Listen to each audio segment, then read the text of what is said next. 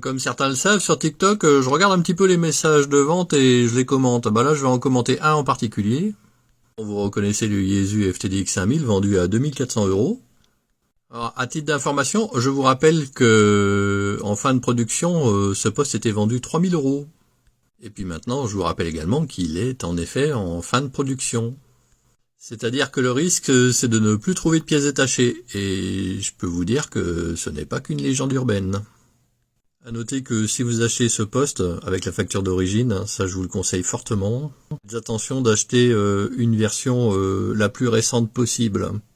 Parce que une des pannes les plus courantes, ce sont ces 3 afficheurs qui tombent en carafe. Maintenant, est-ce logique d'acheter ce genre de poste à ce prix-là, à 2400 €? Bah pas vraiment. Alors oui, il est joli, si vous aimez les boutons, vous allez en avoir pour votre argent, ça c'est clair.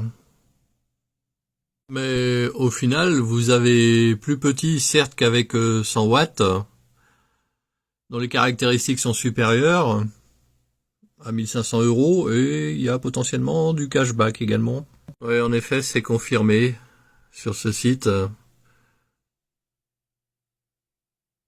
Le cashback est de 100 €. C'est-à-dire que le poste avec les frais de port, c'est autour de 1500 € moins 100 €, donc vous en aurez pour 1400 €, soit 1000 € de moins que le poste que vous avez vu sur le Bon Coin. C'est vrai qu'en plus vous êtes peinard pendant 5 ans, ceci dit au passage.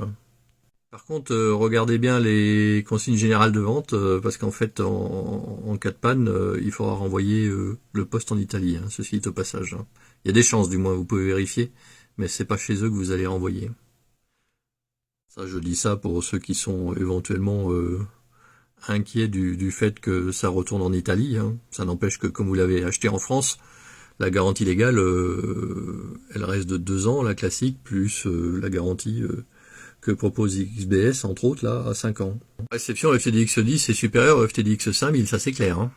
De par sa conception, mais Sherwood le dit donc, du coup, aussi également. On peut voir, c'est la résistance au signaux fort. Pour le FTDX 10, 107 dB.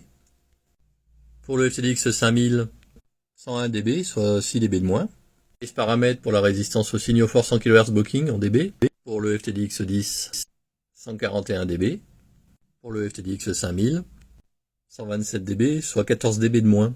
Ça commence à parler là. Après, pour l'audio, mettez des haut-parleurs extérieurs, j'en parle justement dans la vidéo juste d'avant. Allez faire un tour.